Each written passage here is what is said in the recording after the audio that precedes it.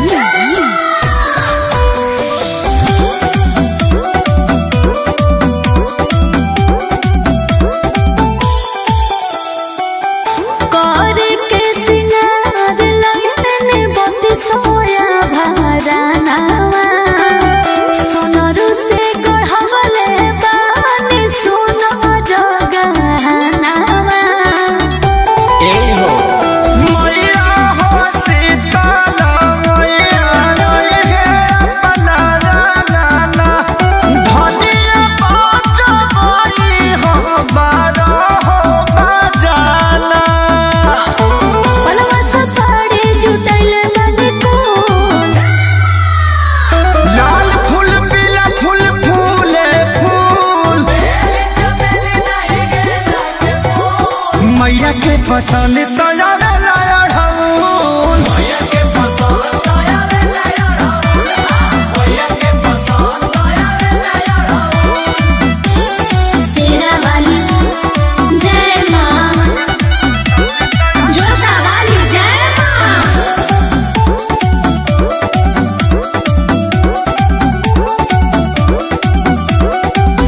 जवाना रहस्य मैया है चारा बेछाए ताहरा गमछिया से पौआ झरवाए।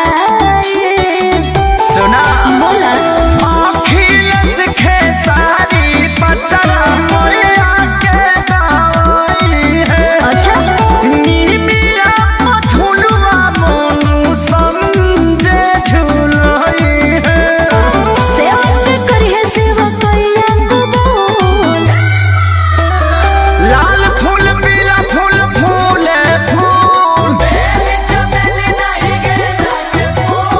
मैया के पसंद तो